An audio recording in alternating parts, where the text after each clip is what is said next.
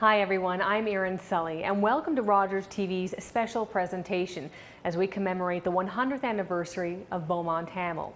We bring you the entire show from the Royal Newfoundland Regiment Museum, which is located in the Anthony Padden building on the Boulevard in St. John's.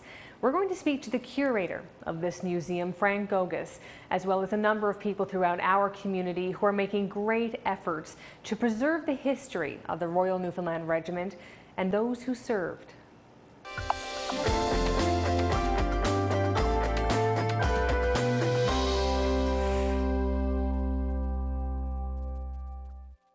Welcome back to Rogers TV and our special presentation as we commemorate the 100th anniversary of Beaumont Hamel. We're inside the Royal Newfoundland Regiment Museum and we're here for the hour-long special. And joining me now is the curator of the museum, Mr. Frank Gogas. Welcome. Thank you very much. Well, I should say thanks very much for having us here. Oh, you're more than welcome. Yeah, so you know, I'm just wondering, before we get to the museum and let everybody know what is inside this amazing space here, I just want to know, what does July 1st mean to you?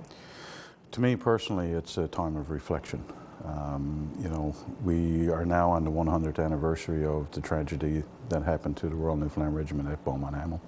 And, you know, having taken so many people overseas and been part of groups, I've had many opportunities to share experiences and life-changing events of people who have visited the battlegrounds on July 1. You have been there, as you've just said. You've been to Beaumont Hamel. For those of us, you know, for people who are watching right now and who haven't been, myself included, how would you describe that moment when you put your 2 feet on that soil in Beaumont Hamel?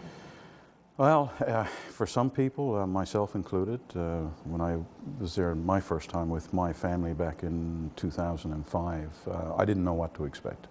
And I spent a day at July 1st. I took part in the ceremonies there that day. My children were part of the ceremonies. And I came out of there feeling, you know, a sense of awe and a real sense of the tragedy that happened to the Newfoundland Regiment on July 1st. And I don't think anybody can really feel it until you've actually seen the battleground and realize what they actually walked into. And today the battlefield is in a park-like setting, and it's just it just has that solemnity to it that you really can't describe unless you're there and you get to experience it. I want to talk now about this museum, the Royal Newfoundland Regiment Museum. This is located inside the Anthony Padden building. Just tell us, I guess, you know, this opened fairly recently. Yes. So tell us a bit about the museum itself. Well, the museum was put together about 30 years ago. The collection was put together in a room about 30 years ago, and was in one of the older buildings here in Pleasantville. And 2 years ago, the building was closed down and everything was moved here. So we've undergone a major transformation from being in a, you know, a by appointment only room on the 2nd floor, which was really inaccessible to most people, to being the face in the front of this brand new facility of Department of National Defense. So there was a certain amount of pride in having to give back to the base and to the people, you know, that sense of history and the artifacts. And we contain, this museum has quite a lot of interesting artifacts pertaining to the Royal Newfoundland Regiment dating back to the War of 1812, and more specifically items from the First World War Regiment as well as those that came after it and the Second World War. The artillery, the 166 Artillery and the 59th Heavy as well were responsible for telling their stories, and that of the post-49 Royal Newfoundland Regiment. What do you think is the significance of having this here, you know, in a museum that's open to the public, you know, speaking to the regiment and the history that contains? Well, the location, of course, is right here on the Pleasantville grounds. You know, the very first formation of the Royal Newfoundland Regiment, or the Newfoundland Regiment in the First World War, happened right here, just down the street. So we're actually on the same grounds that they, you know, the Blue Puttees were formed and trained before they were shipped overseas. Tell us a little bit about what this museum contains. When you talk about the artifacts, you know, I see medals, I see various pictures, I see uniforms. Yeah. Give us a sense of what is in here. Well, one of our signature pieces is a medal from the War of 1812, awarded to Andrew Bulger, Lieutenant Andrew Bulger, who is apparently one of only 2 Naval General Service medals issued for action on the Great Lakes. We're very proud of that. We also contain items from the Eyre family, including the medals of Eric Eyre and a silver salver signed by many officers of the regiment back in 1916 when he was married, many of whom themselves would die during the same battle as Eric at Beaumont Hamel and after. We have artifacts from the battlefield of Beaumont Hamel. We have various insignias from the time of the regiment from the War of 1812 up through present day. We also have a Wall of Honor, which showcases our medal collection, and we have some very significant sets of medals belonging to individuals in the regiment, such as Clooney McPherson, Stuart Dooling, and we have some more coming into our collection, such as Lieutenant Colonel Arthur Haddow, and we're very proud that the family in England has decided that's where they want his medals to be. And that's very significant, as he was the commander of the regiment through Beaumont Hamel, Gallipoli, Goudecourt, and at the Battle of Cambrai as well. What do you hear from people who have walked through these doors and when they take a look around? What are the comments and the feeling that you get from the public? One of the comments is, "Wow, I didn't realize you had so much," and the fact that we put everything that we have out on display, or we try to. There's a tendency these days for museums to be more of an interpretation center rather than museums, so you'll get more graphic and 30-word blurbs. We're not, we want to showcase everything that we have, and as we grow and continue to expand, we're going to reach out into the community to be able to share that with loan acquisitions and that sort of thing. So we're going to literally put our collection out across the province as we get ourselves straightened away for the future. What does this museum mean to you? I know that you've done a lot to make this happen, and there's been a lot of work that has gone into to make this happen. Well, it's a personal journey, I guess, in a way. When I was given the opportunity and 6 months to do it, most people probably would have ran away, and I should have maybe, but I couldn't, and I knew I could hopefully get something ready for the July 1st, and we have been able to do that. There's still a lot of work to be done, and I expect over the next year there's going to be some major changes in how the room is laid out and what you'll see in here and how it's done. But we did get to the point where we're able to open for July 1. Okay, and Frank, of course, this is open to the public. Anybody can come down, yes. Of course, bring their ID. Tell us a little bit about, I guess, the access. For the first time in our history, we are now open to the public. We will be for the rest of the summer until the first week of September. The hours right now are running from Tuesday to Saturday, and they will run 10 a.m. to 6 p.m. So anybody who gets off work at 4 will be able to come in for a couple hours during the daytime, and plus Saturdays as well. Okay, and of course your Facebook page? We have a Facebook page, Royal Newfoundland Regiment Museum, as well, where you can check up on our hours. And we can make arrangements open by appointment as well. If you have a group tour you want to bring in at hours that we're not open, by all means, please contact us through our Facebook and our telephone number, and we'll make arrangements to give you private tours. And we also have a website, our nfldr.ca, where you can also follow the regiment's history as well as our museum, what's happening in our museum. Okay, well, Frank, thanks very much for your time here today and allowing us to come in and do the whole show here from the museum. Thank you.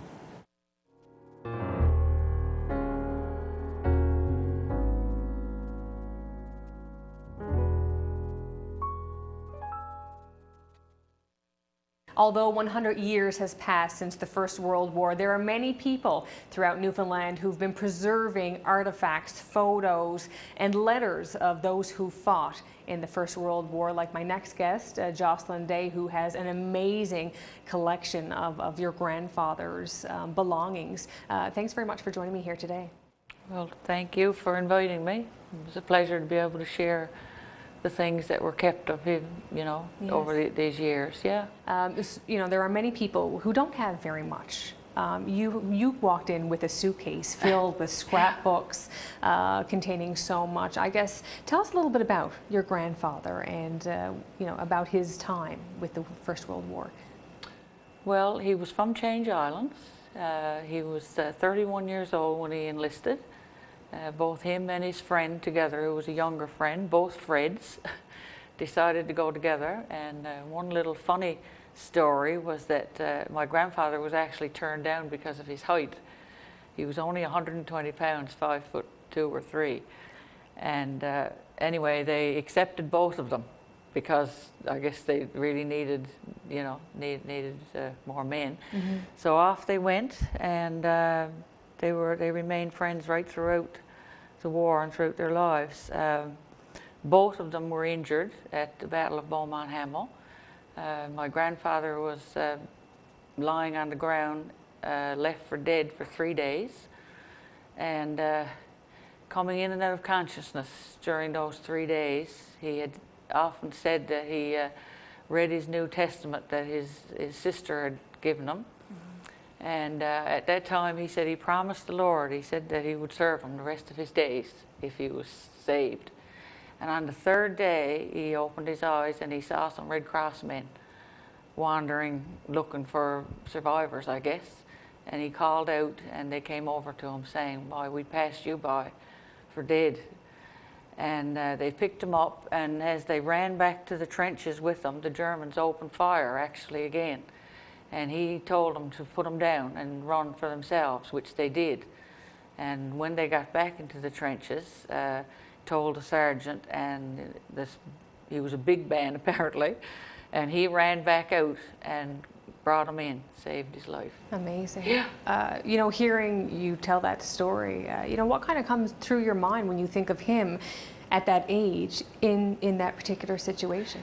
Oh, I've often given it lots of thought, and I just can't imagine the many times waking up, you know, and seeing what he saw. He had told the family that he saw his best friend Fred fall to the ground. And I mean, not knowing even then if he was dead or alive or anything. But I guess, yeah, being there 3 days, loss of blood, and he actually suffered shrapnel wounds to his left arm. And on July 3rd, he was found, and on the 4th, they got him to a hospital in Wainsworth, South Wales. And he was there quite some time. And then transferred to another hospital to be fitted for a prosthetic arm. But he did quite well. Your family, somebody within your family did an amazing job of preserving and keeping all of his letters, so much stuff that you have here. So if we could just, I guess, open this up and show people what you have. Sure. So this book here, tell us a little bit about this. This was a scrapbook. It's been taken out now, each pages, because it was so old. It was originally kept in an old business ledger, and I'm guessing that it was either his mom or his sister that had kept everything pertaining to the war, and even more besides. And they had all these pictures put in. This was my grandfather here, and I mean, many of them he had written down what they were about, but then there's some that's unfortunately not marked. But there's quite a wealth of information there. This was his friend, Fred Waterman, who went off to war with him. And he survived. And yeah, they had just so much there. This was his family. He left at home, his mom, and 2 sisters. And his sister actually joined up with the war as a nurse. And she was there for the duration of the war. She served in England, Greece, and France. And his other sister, Mary, she was a missionary with the China Inland Mission. And she stayed over there and died there in her early 40s. Yeah. So you've put a lot of work into this. Of course, this was its own book, which you've separated the pages. Yes, in order to preserve the book and the pages, because they were all getting... every time you touch it, it was getting so brittle, you know? Yeah. Right. Yeah. And then you have another book that has a lot of letters. Yes. Yeah. The family obviously had kept all his letters that he had written home, and the letters, he must have kept the letters that they had written to him. Amazing. So they were all original letters. What did you take away from reading what's in these letters? Most of what he wrote about were personal things, like not personal, but just pertaining to his family at home and things that were going on. He would always write about how his well-being, that he was doing well, I guess trying to encourage the family not to worry about him. In the second last letter that's there, he had written actually New Year's Day, written to his mother, and wishing them all a happy New Year. And that was January 1st, yeah, 2015, and or 2014, really, yes.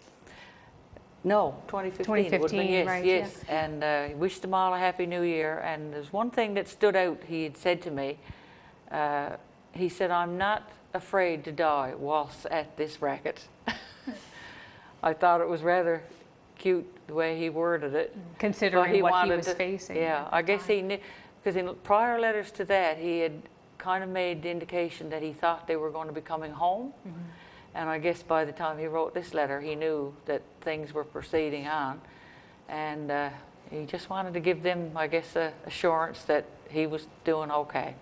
Yeah. Why is it so important for you? I mean, when you look at these letters, and there's so much here in just this one scrapbook, why is it important for you to preserve this for your family?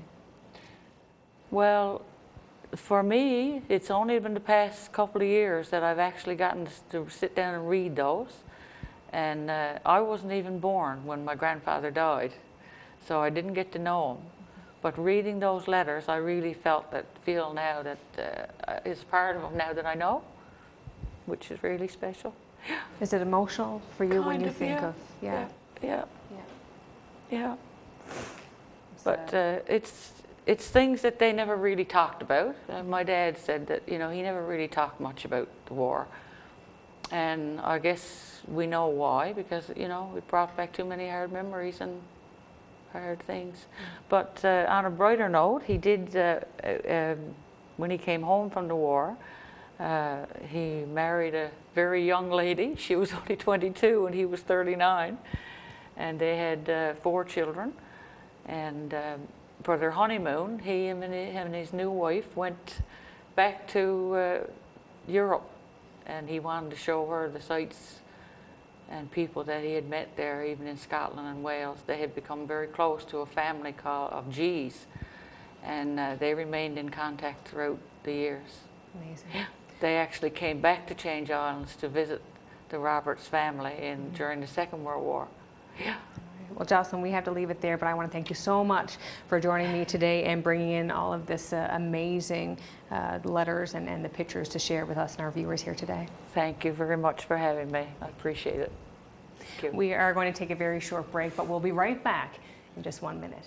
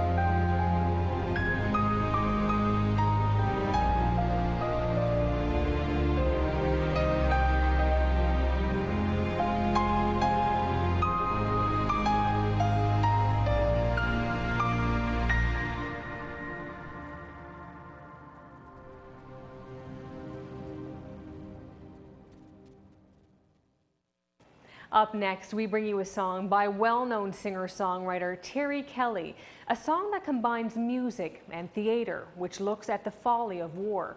Here's Terry Kelly with A Pittance in Time.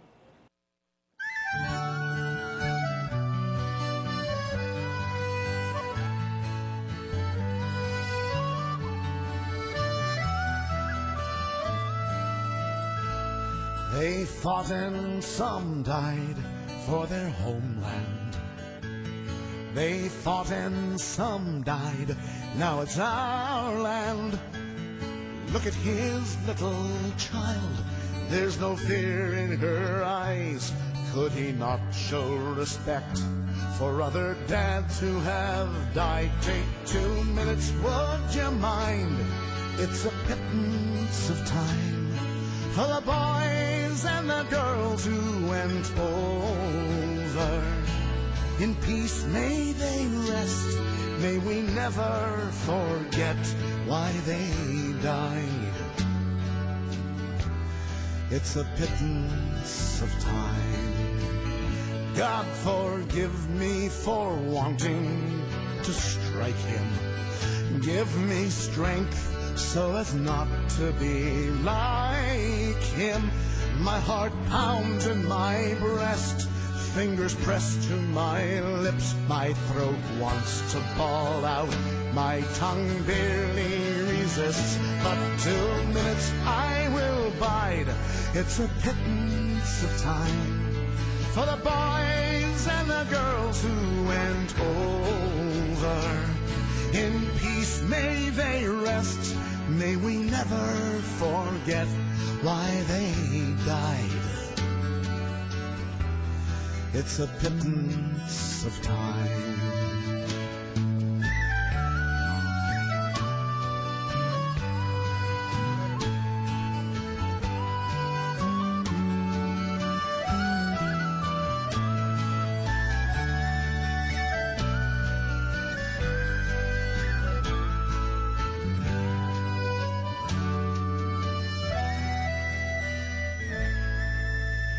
Read the letters and poems of the heroes at home.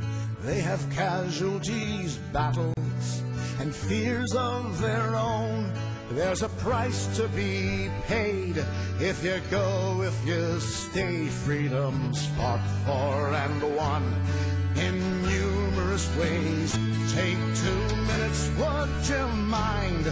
It's a pittance of time for the boys and the girls all over. May we never forget our young become vets at the end of the line.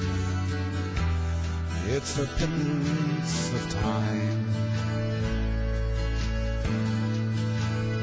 It takes courage to fight in your own war.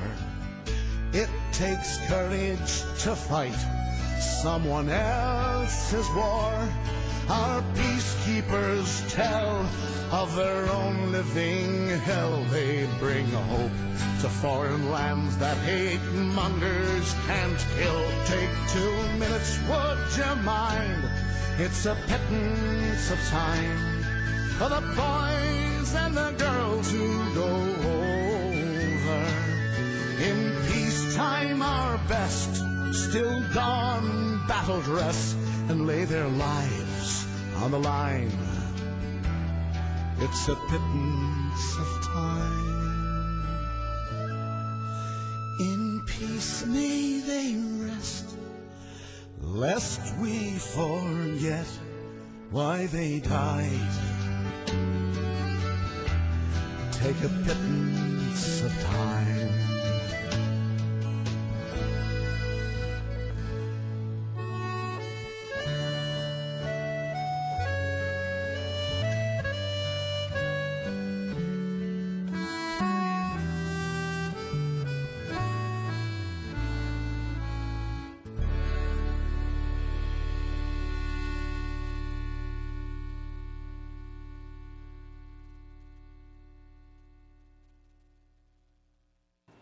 That was Terry Kelly with his song, A Pittance of Time. We're going to take a very short break, but we'll be right back with the author of A Splendid Boy, Melanie Martin.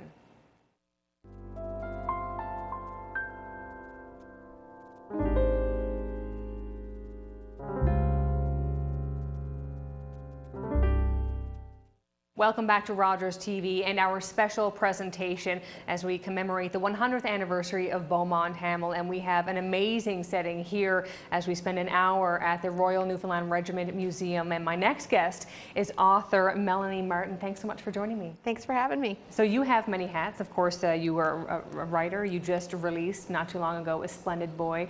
You are the lead with Honor 100. You have such a vast, I guess, knowledge and much interest when it comes to the Newfoundland Royal Regiment. I guess, where did that start for you? So I had my first trip to Beaumont Hamel in 2006. We were just traveling, my husband and I, throughout Europe. And he said, now where do you want to go? And I said, I don't care where else we go, but I want to go to Beaumont Hamel.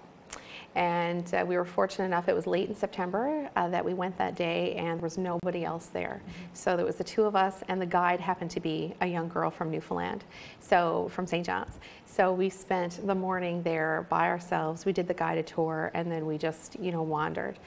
And it was that time, in that location, I'd read lots about, Beaumont Hamel, the Battle of the Somme, the Newfoundland Regiment, but to be standing there in this place that I envisioned in my mind as, this massive battlefield that must stretch, as far as the eye can see, and this was not the case at all. I was standing in this, what I would consider, a small piece of land, like, where my grandmother and family live out around the bay, this small piece of land that they were, deeply entrenched in on either side. And it was a very eye-opening experience for me. It took weeks and months for them to move, 5 feet, 10 feet, 15 feet forward. Going through the graveyard and seeing the names, all the Newfoundland soldiers, it was at that point that I knew I wanted to do something. I wanted to contribute to Newfoundland's war story in some way. And it took me a long time to figure out how I was going to do that. Right, and of course you wrote this book, A Splendid Boy.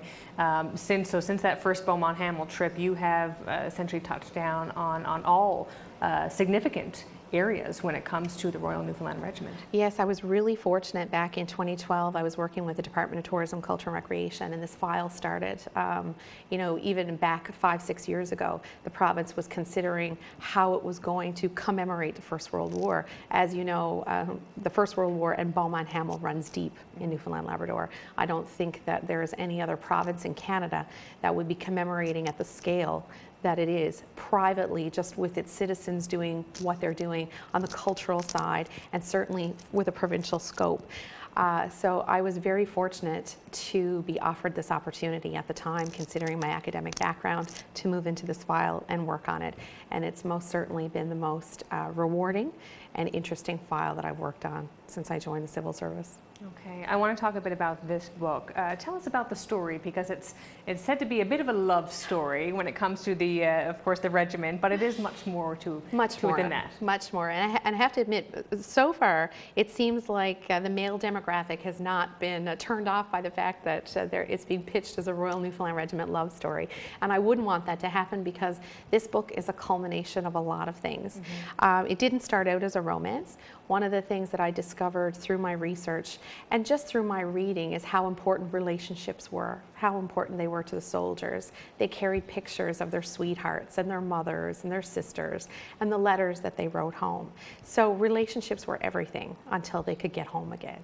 And I realized in the course of trying to write a novel, which I'd never done before, lots of academic papers and articles, but never creating a piece of fiction before, is that a relationship needed to be at the center core of this story, because from that come all kinds of conflicts and hopes and dreams. So it was definitely something that emerged over the 3.5 years that it took me to write this, with a small little break to have a set of twin girls in the middle, but it did take me 3.5 years. Well, congratulations on both, I should say.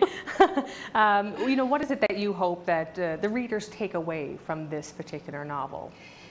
This is a piece that I worked very hard on, obviously, 3.5 years, but this is a piece that I worked to strike a balance between the fictional characters that I created and the real setting in which they live. I've worked very hard with other authors like Frank Gogas, who of course is the regimental history guru, and many others, to ensure that my facts are all in the way that they should be. So these characters, many of them that are fictional, are put inside the same time and space that they were, tracing the regiment through its full 4 years throughout the Great War. So my hope is that people will read this and get an entertaining story of love and loss and, you know, what the realities of war are. But in the middle of that, they're going to get a big history lesson that they never realized that they were going to get. So they're going to learn history, hopefully, in an entertaining way.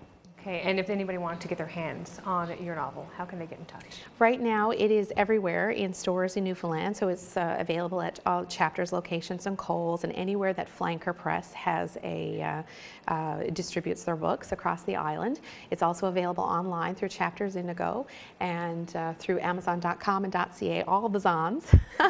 And of course, you can reach out through me through Flanker's website as well. And I have my own website, MelanieMartinAuthor.com. Okay, and I have to ask you, we just have to clue things up here now, but you know, when you look at what you've done with the book and all of your travels, the work with Honor 100 over the past 4 years, what does today, July 1st, mean to you?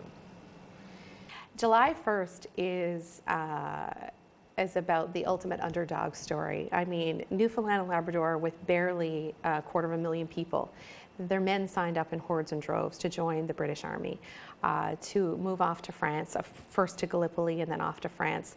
We didn't have a professional army. We had no Department of Militia attached to our government. And our men and our people stepped up to the plate. They joined the British Expeditionary Forces, and they accomplished, I think, what nobody thought was possible. And they did it in the face of great, great adversity, and they paid the ultimate price. July 1 is about commemorating that. It's about reconnecting with our history and with our past. And I think that it's most important to the youth, of which 35 of our province's youth will be at Beaumont Hamel this year. And it's important for them to see what nation building is all about, because there's no doubt this was the birth of a nation for Newfoundland and Labrador. Okay, well, Melanie, very well said. I want to thank you so much for joining me here today. Thank you for having me.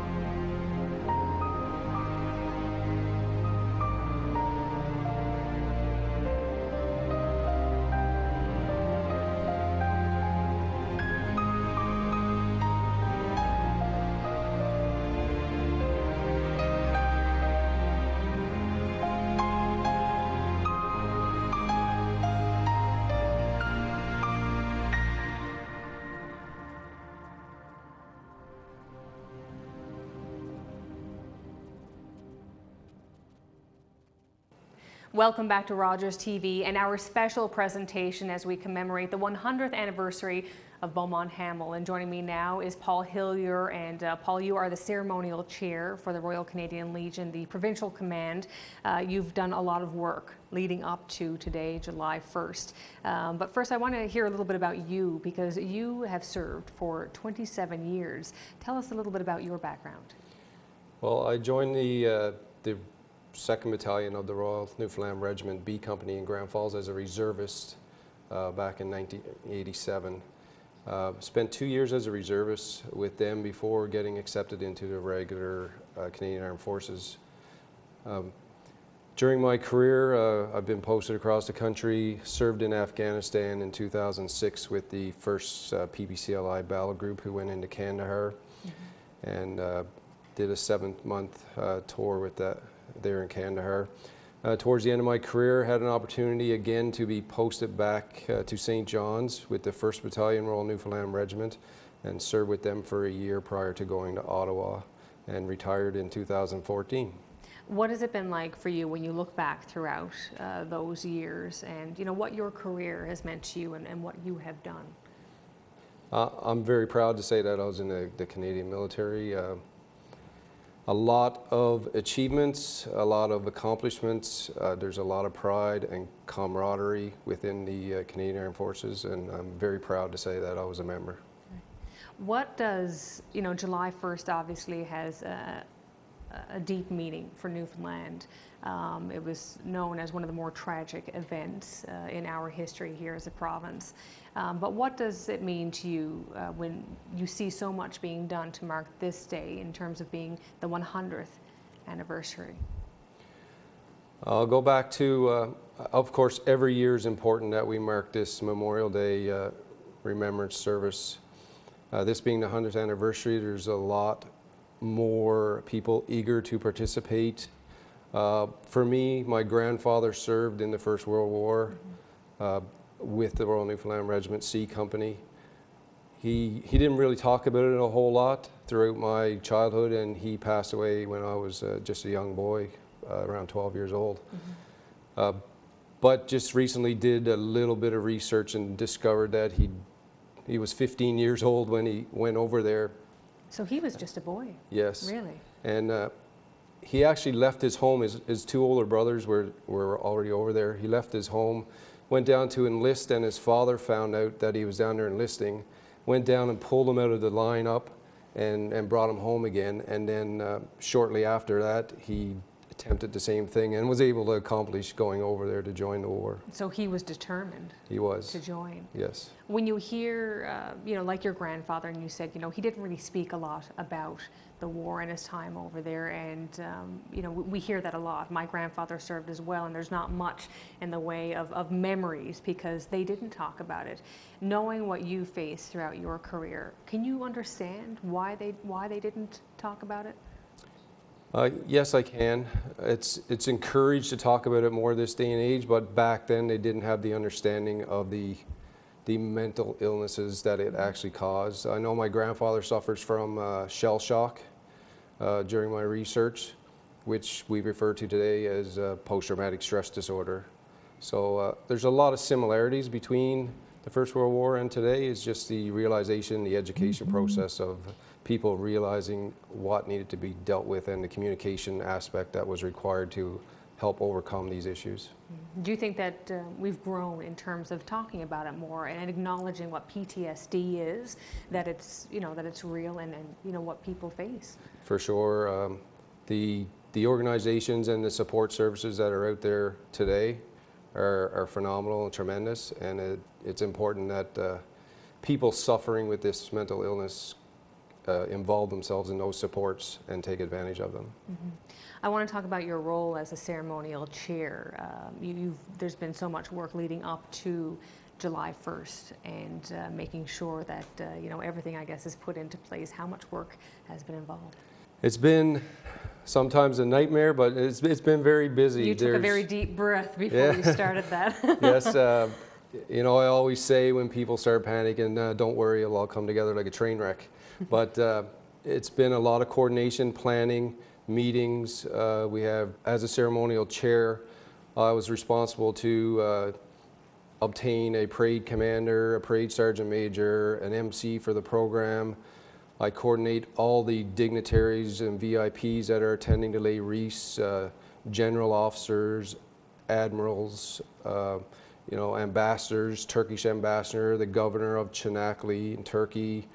We have Belgium, Germany, Australia, New Zealand, UK. So everybody has really come together to mark this important day, haven't they? Yes, everybody is very eager to participate and to come together to mark this day.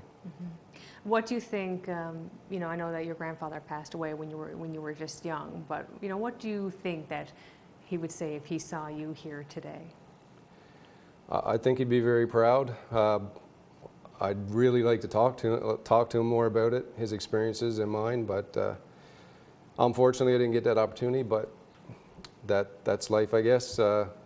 but I think that we could have some very interesting conversations and talk about our experiences together if he was around today.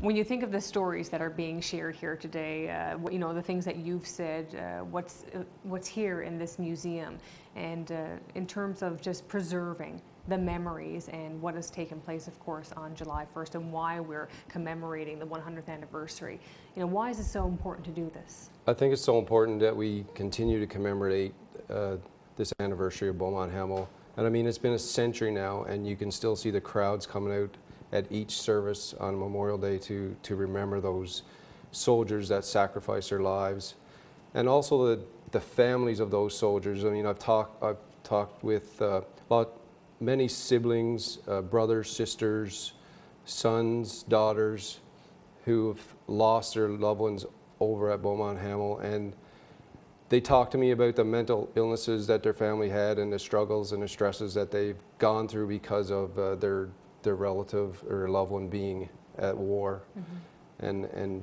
we need to remember them as well, because it's not just the soldier, it's also the families that go through these difficult times. Okay, well, Paul, I want to thank you very much for sharing your thoughts with us today. Really appreciate it, and wishing you all the best. Thank you very much.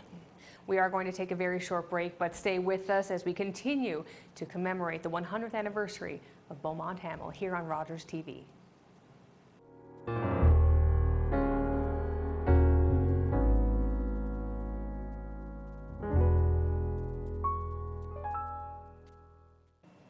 Up next, we bring you a song from singer-songwriter Terry Penny called Normandy in Newfoundland, a song inspired by a veteran who was experiencing the war long after he returned to the safety of his home.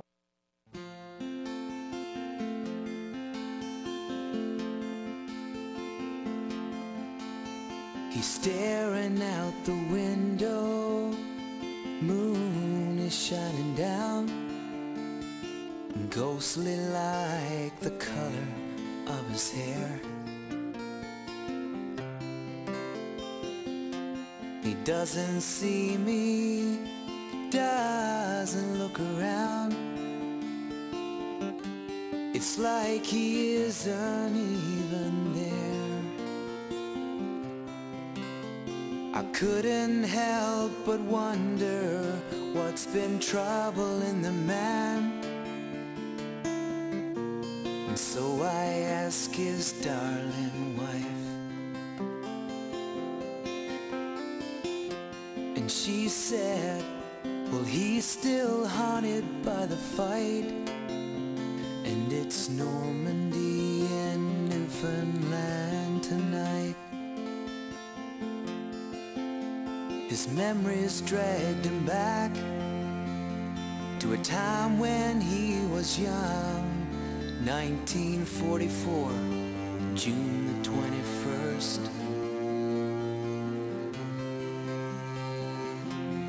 Fighting in France, hiding from the Huns, in some ruined Catholic church. Just beyond the walls of God was hell and blood and hate. And as the moon lit up the foreign sky, he heard himself say to a comrade, I wish Normandy was Newfoundland tonight. He said, overseas, friend, I've been there 1,000 times, fishing fearless, tiny boat adrift. But this overseas a different kind of thing. I'm frightened every moment that I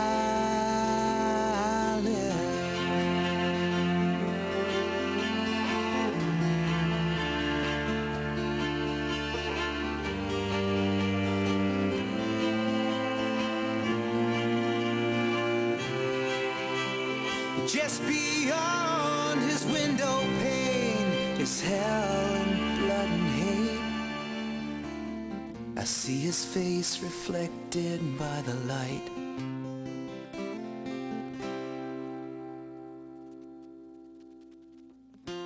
In 60 years, haven't killed what's in his eyes. It's Normandy and Newfoundland tonight. Normandy and Newfoundland tonight.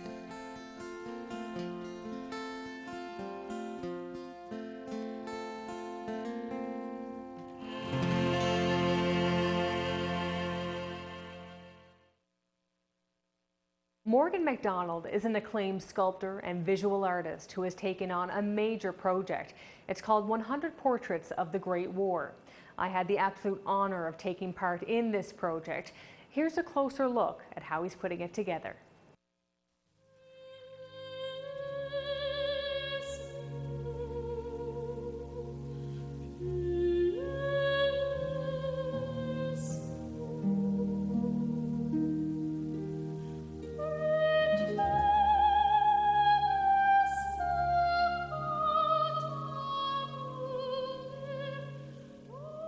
This is my great-grandfather. His name was William Sully, and we think he listed when he was probably, I think, approximately like 16 years old. So he fought in the Battle of Somme. We know that, and then he was actually wounded. He was hit with a dummy bullet in his leg, but he did survive, and he, I think, spent some time in Scotland to recover. And we have his discharge. His honorary discharge, which happened, it says, on April 4th in 1919. Yep. So we've got this stuff in his service file. I'm just wondering, you know, what can you tell me about him from looking at this? From the files here, this date is very common in 1919 for a lot of soldiers. Even though he's medically discharged, he was still served up until that point. Mm-hmm. So even with the injury, he returned to the battalion in the field afterwards. Okay. And he's had several instances where he's had to go back and forth for one variety of illness or another. Right. We're very lucky, I think, as you know, our family, in terms of having all of this information. Yep. So what exactly are you going to do with all of this? Well, my role specifically in this is to photograph and record the histories, you know, of the ancestors, the descendants' ancestors. And hopefully through this it'll evolve into a book and documentary project which will help tell the stories, 100 stories. You know, and Morgan, of course, will do the art piece, which we believe is going to be the largest art installation ever attempted. Well, we believe it is the largest art installation ever attempted in Newfoundland.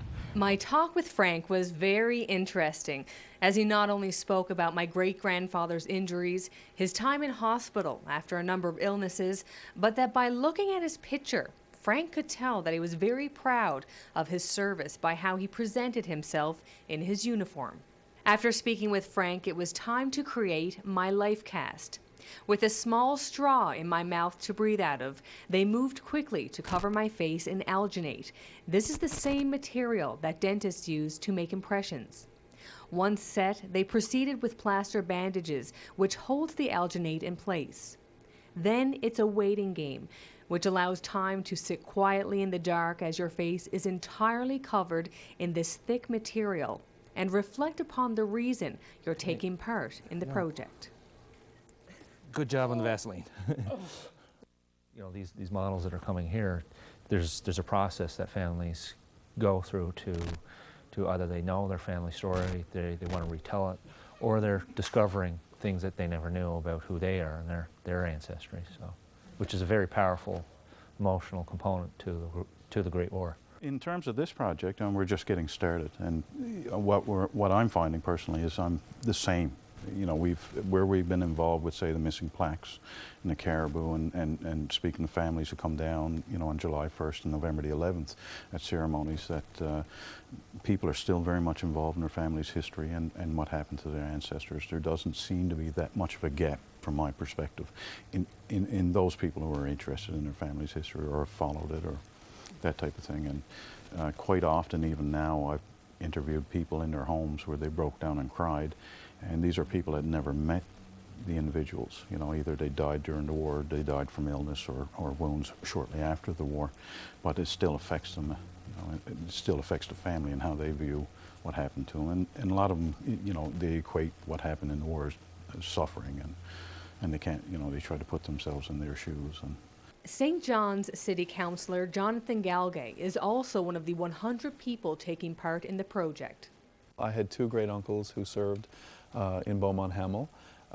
Today I did this in memory of Private Francis Galgay, who was 19 years old. He was killed.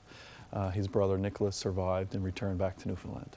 I started to think about him and perhaps what he may have been thinking about, because when your eyes are closed and it becomes dark, to me symbolically that would have been something that they would have went through at the time. Would have been a very dark time in their life, and just thought about perhaps what they would have been thinking about when they sailed outside the Narrows. There's huge generational gaps in terms of families and sharing stories. So I'm 33-year-old, so this will give me an opportunity now within my own family to reignite a lot of the discussion about the war, and to build a little bit more interest and a little bit more knowledge myself on what actually happened. I think it's a really important project. It gives family members who've had descendants who served in the war an opportunity to really showcase and to reminisce about family experiences and memory, and we really haven't had that opportunity. And I think what Morgan and his team have done is they've allowed us the opportunity to share our stories and to allow family members to begin researching and taking that trip overseas to Beaumont Hamel.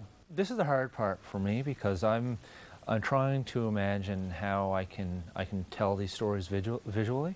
So when somebody comes in and tells of their great uncle's experience at Beaumont Hamel and you know what it would have been like going over the top on July the 1st, and so I'm really trying to find unique things to their stories, something that in a visual sense. So if they've got a pocket watch, or you know something that you know it's almost like a personal item, or some way of showing that, and then putting the story in the greater context of the wars. And I try to do this really quickly. If you notice, I pour it right into the detail. The life mask is then cast in wax, then in ceramic, and fired in preparation for the molten bronze, which is poured at 2200 degrees. Once cooled, Morgan gave me a hammer to break open the cast. Smack it. Yeah, smack it. There you go. Keep going. Keep going. It was a true honor to be part of this project and see firsthand the process of Morgan's artistry. That's pretty amazing.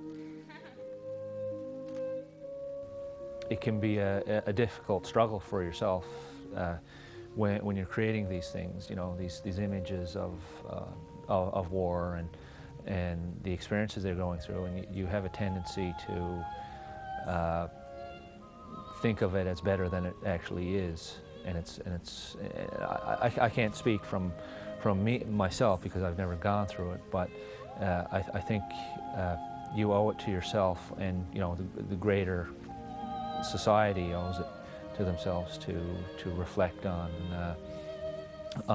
what they can do to stop perpetuating that, and it's one of those difficult issues that we struggle with all the time.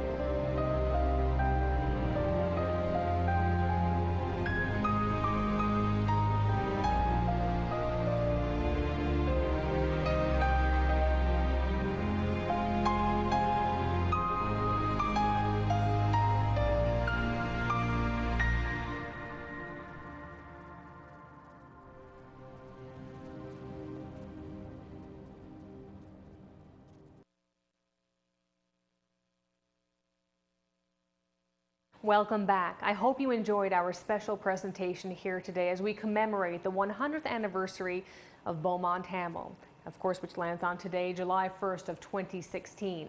I'd like to say a special thank you to Frank Gogas, the curator of this museum, and the Royal Newfoundland Regiment Museum Committee for allowing us to use this space here for our show. As we sign off, we're going to leave you with some pictures from a Beaumont Hamel memorial which took place over the weekend at Bowring Park.